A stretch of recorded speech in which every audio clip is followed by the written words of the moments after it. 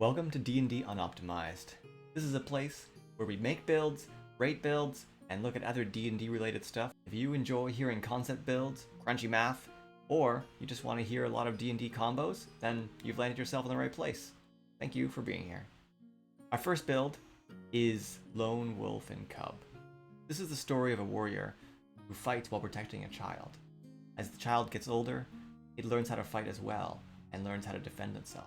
If that sounds like it's exciting to put yourself in a mindset of a parent who's trying to raise their child in a dangerous world, then this might be for you. What? We do that every day? Well, if you want your fantasy to look nothing like your real life, then maybe this isn't the build for you. But those who stick around will have a really cool build with lots of damage, really good survivability, and has really fun role-playing aesthetic.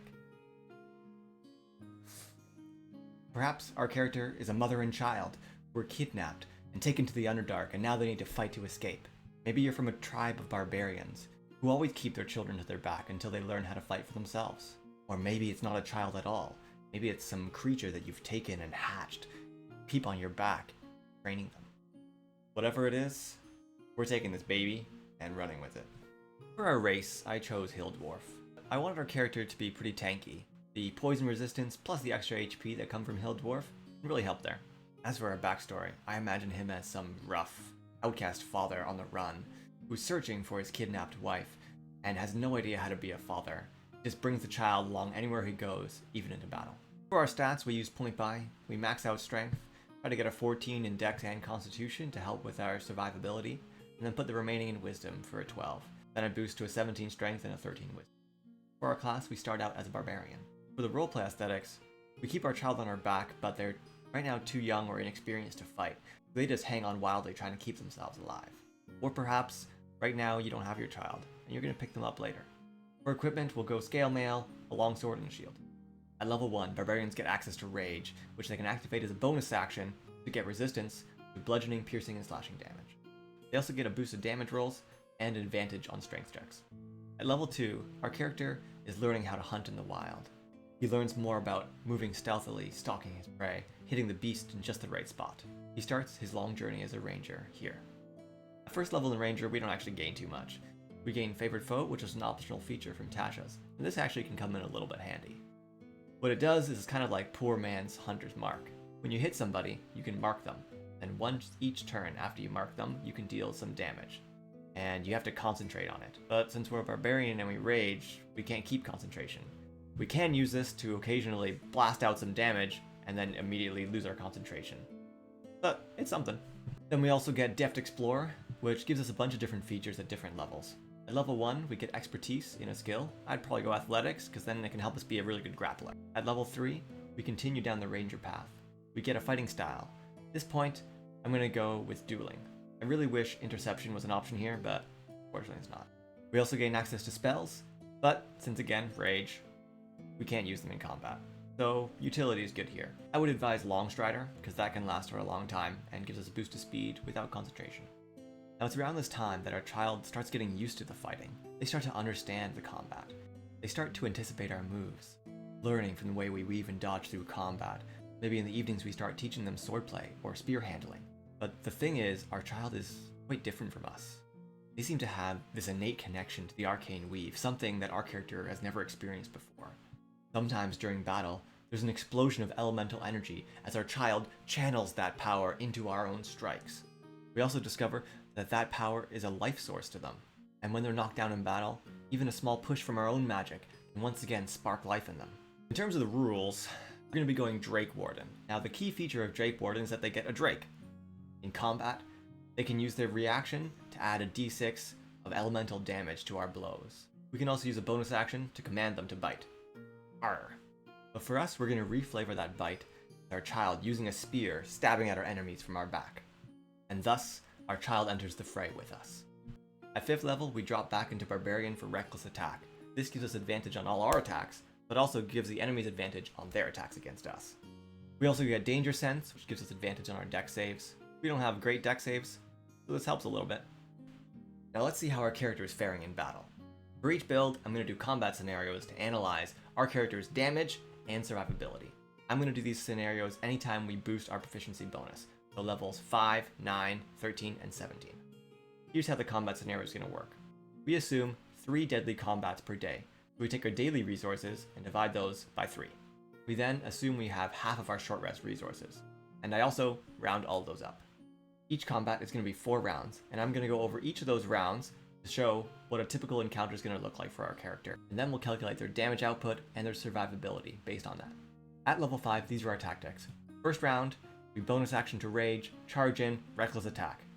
Our child uses their reaction to boost our attack, giving elemental damage. Then, on rounds 2, 3, and 4, we are going to do the same thing, but use our bonus action to command our child to attack with the spear as well. At this level, we can also apply favored foe once per combat. So, that's a d4. Over the course of the battle, we will do on average 17 damage per round. This is using an enemy's AC of 15, which is average based on the DMG. This is where things might get a little weird. For me, I'm going to take wisdom saves into account for our damage per round. What does wisdom have to do with damage? Well, let me tell you. Wisdom saves are often powerful debuffs. You get hit with something debilitating, like Hold Person or Tasha's Hideous Laughter, even something like Fear or Charm. Your damage output might be 0 for that entire turn, because you can't hit them. So what I'll do is I'll calculate the likelihood of getting hit by a wisdom attack, and then I'll reduce our damage per round by that. According to my calculations, at this level about 20% of enemies can force a wisdom saving throw to give a debilitating effect.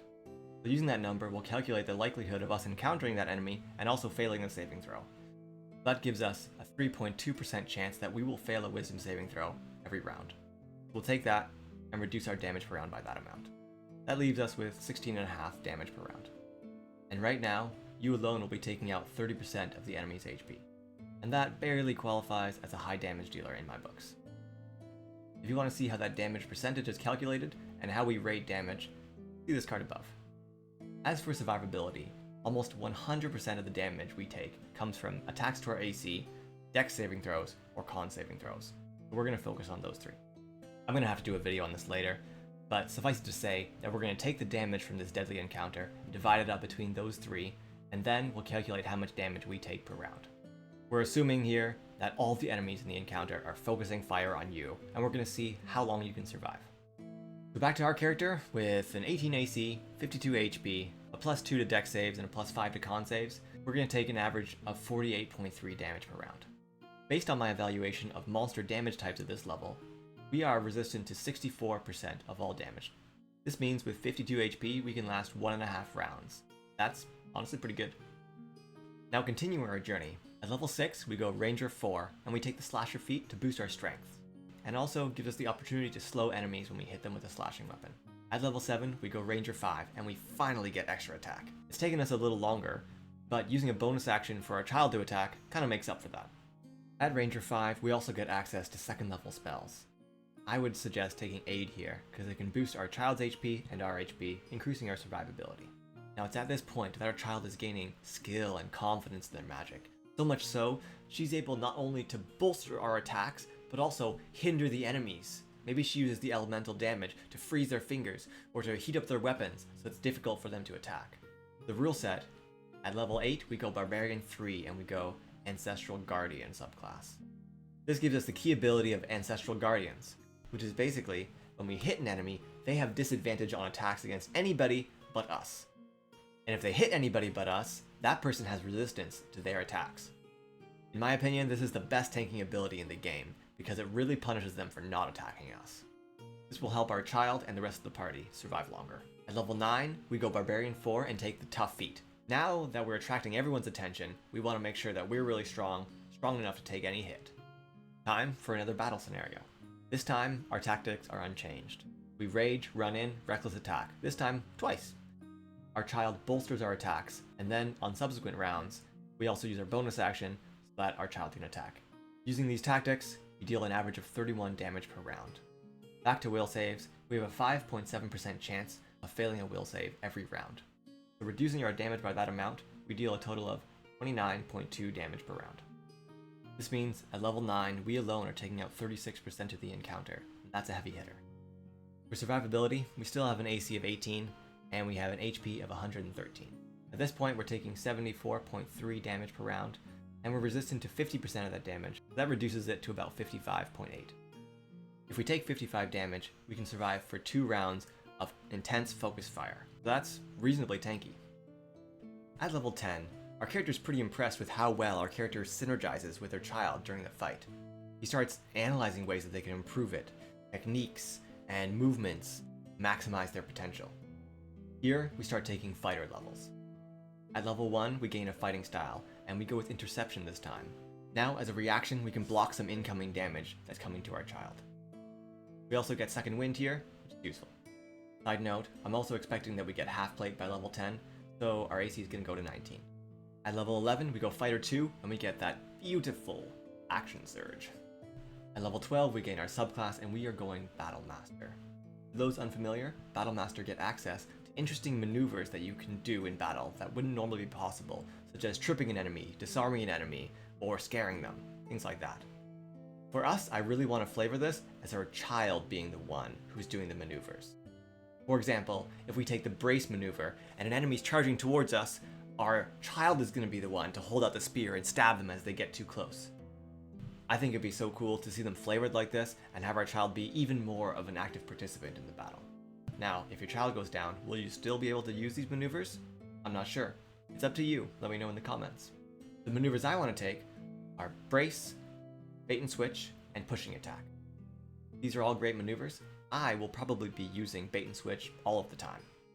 Bait and switch is one of those abilities that boosts your AC for an entire round, so it's really great defensively. Now, the thing I'm not sure of is, would you be able to use bait and switch with your child? They are within 5 feet of you, but you can't really switch places. Personally, I would allow it, but what do you think? For level 13, we're going to go back to Ranger for a while. Ranger 6 gives us a boost to Favored Foe, and it also gives us an extra 5 feet of movement speed. Now, we're as fast as everybody else! Now it's time for another combat scenario. This time, it's a little bit different. First we rage, and then we double attack, and then we action surge, and double attack again. And we're also getting the elemental boost from our kid, and adding in some Favored Foe damage. On the other rounds, we're going to use our bonus action for our child to poke some enemies. We will also be using bait and switch, add a d8 to our AC twice per encounter. In total, this gives us a 37.3 damage per round, and a 7% chance of failing a wisdom saving throw. That brings it down to a 34.7. We haven't gotten a huge boost in damage, but we've gotten a lot of survivability. We are, however, still taking out 30% of a deadly encounter, which qualifies as high damage in my books. Our AC is 19, but we use bait and switch half the time to boost it by, on average, 4.5. Using that, we take 93 damage per round, and we're currently resisting 49% of that damage. That takes us to 70.2 damage per round. We have 157 HP, so we last 2.3 rounds of focus fire. That's pretty good. Things take a massive change for us at level 14. Our child is growing more and more. They can now run, they can fight, they can fend for themselves, and they might be too big for us to carry on our backs. If your campaign stretches for long periods of time, it might make sense for your child just to be growing naturally. If it's a shorter campaign, perhaps your child is experiencing bursts of magical growth. Our child is growing to medium size. We could keep them on our backs, but for our character, I think he's had enough back pain from baby BJORNing it all over the battlefield, and I think it's time for him to have a little rest.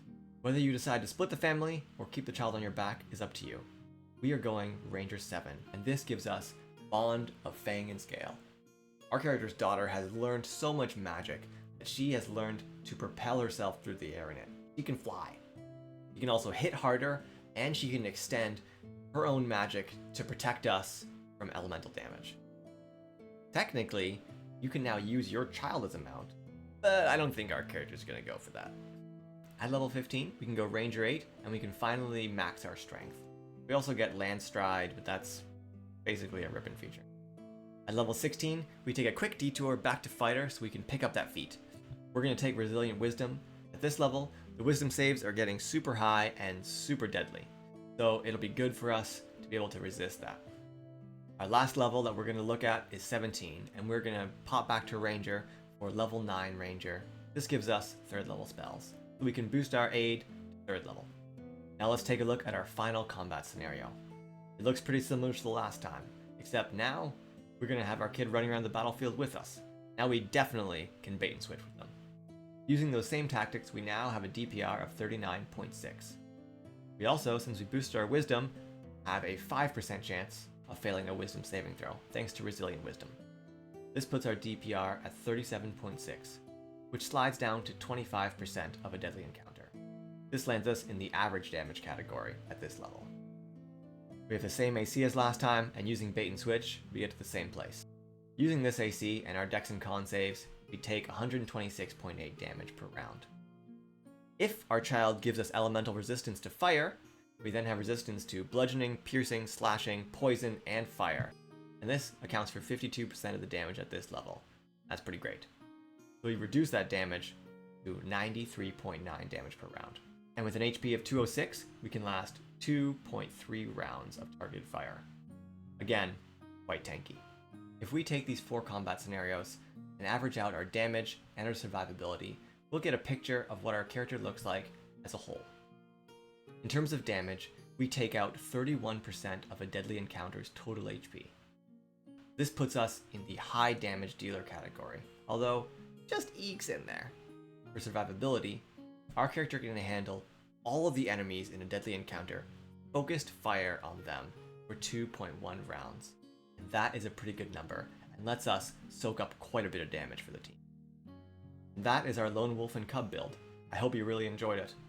Got a lot of fun flavor built into it, and a lot of roleplay opportunities for you to bring to your table. This is a concept that I've played at a table, and I really liked it, so I thought I'd bring it to you guys. I hope you really enjoyed it, and I hope the number crunching didn't scare you, and that you came away learning something interesting or a cool combo. In the future, I'll be doing more builds with some interesting disabilities that they'll have to make up for. I also have an upcoming way to calculate how much control your character is doing on the battlefield. Please like and subscribe to see more.